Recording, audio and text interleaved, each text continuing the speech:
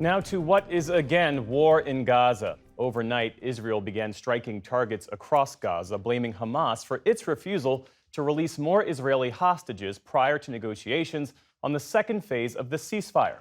But that Israeli hostage demand was not part of the overall ceasefire deal agreed to in mid-January, brokered by the Biden administration. So tonight, Gaza is again on fire. William Brangham starts our coverage. In Gaza today, a desperate father races to save his child. Another, distraught to find his lying in a hospital morgue. And another, forced to say his final goodbye lying on a crowded street. The NewsHour was at the Al-Shifa hospital, where inconsolable families struggled to make sense of what happened last night.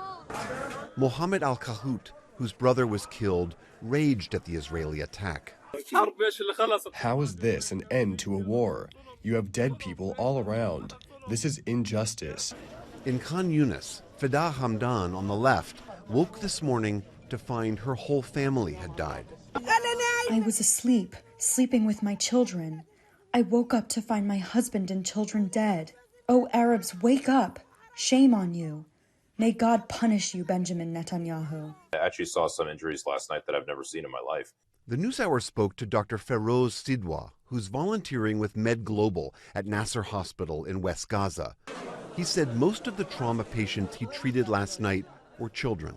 The first patient I saw was maybe a 4 to 5 year old girl.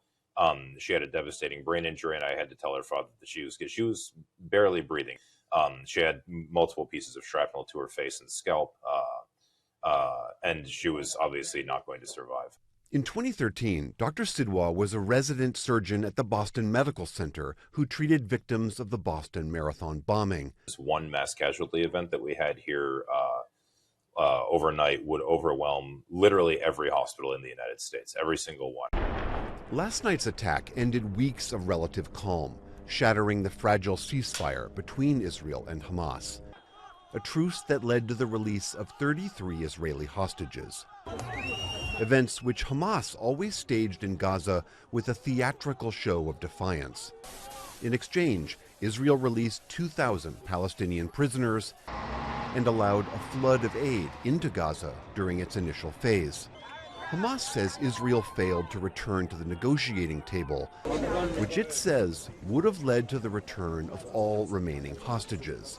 But Israel says its barrage last night targeted Hamas fighters who were planning further attacks.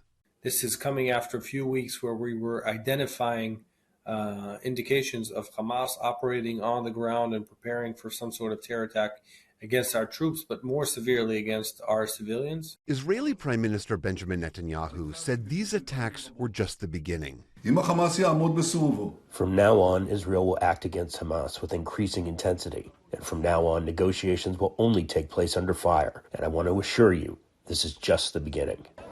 Earlier this month, Israel blocked all aid into Gaza and cut water and electricity into the enclave.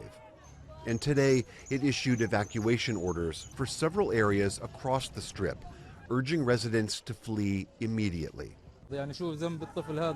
What is the guilt of this child and all these children who spent the whole night in fear, horror, and death? Nothing in our hands to do. We are powerless. Powerless and displaced once again, residents of Gaza now fear another ground invasion. For the PBS NewsHour, I'm William Brangham.